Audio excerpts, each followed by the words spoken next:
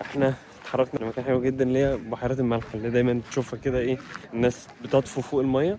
تمام ليه؟ عشان هنا نسبة الملح عالية جدا، فكل ما نسبة الملوحة عليت كل ما بترفعك فوق الأرض، كل حاجة تحسها كريستال بتلمع. تمام هنا اهو، خليني اوريكم الميه من قريب. يعني مثلا لو رحنا كده قريب من الميه، طبعا كده كده بتحاول تنزل رجلك ما بتعرفش. تمام فالميه بقى ايه اهي، كل اللي حوالينا ده ملح، يعني ده ملح برضو، ملح. بس عاملة ازاي رهيبة، ما شاء الله ما شاء الله سبحان الله. انا شايف ان الفوف دي غويطة، يعني في واحدة هناك مش غويطة. طبعا بص الالوان، الوان تحفة، الوان تحفة. الهوا بس هيجي شديد شوية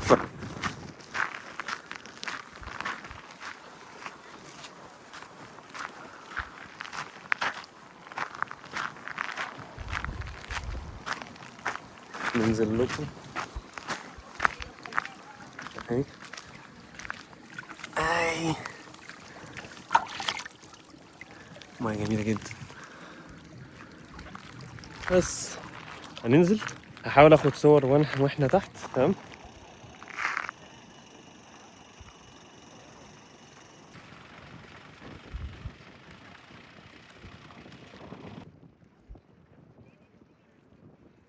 كده احنا خلصنا زيارتنا ببحيرة الملح، هنروح دلوقتي المكان اللي بعده. يلا بينا. انا عاوز اخدكم الاكسبيرينس من اولها. فاحنا هنا دلوقتي في كامب علي خالد قدام جبل الدكرور. تمام فاحنا اهي البوابة.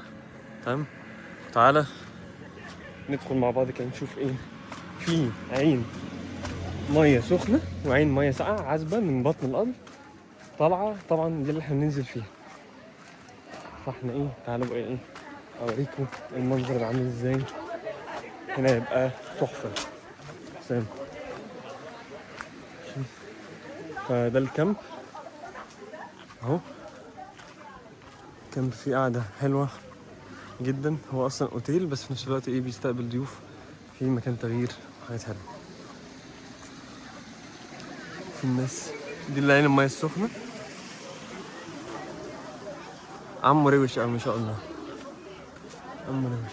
وادي حمام مياه السخنة، بس عشان البرايفسي بتاعت الناس انا مش حابب ايه ادخل مثلا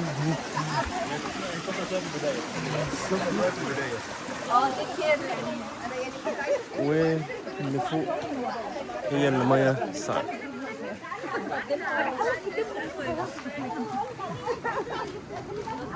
ودي العين المياه الساقعة.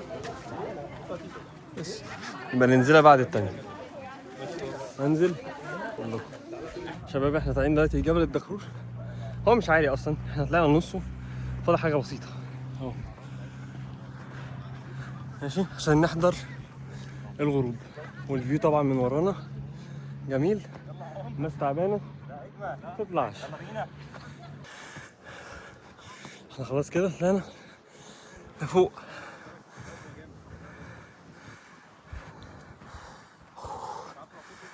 هنا في فيو كده وفي فيو كده كمان.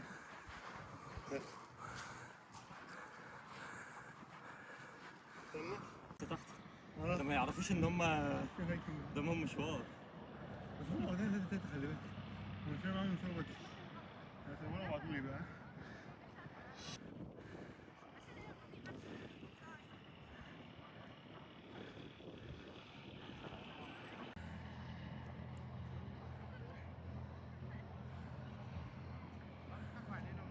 المكان هنا فوق هنحضر الغروب. هو تحفة من دلوقتي اصلا اهو. بص شمس ورايا، فيو في صوت عصافير هنا. بتبان سنه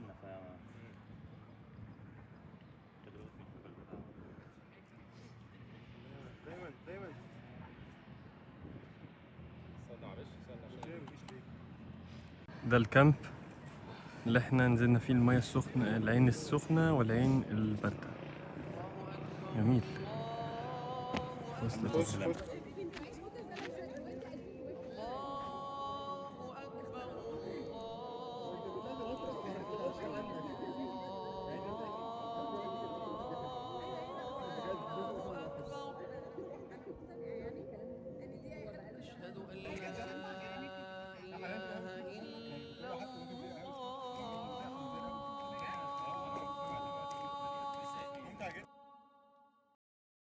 كده احنا خلصنا رحلتنا في سيوه. في حاجات كتيره نقدر نعملها في سيوه بس ايه الوقت ما يسعناش.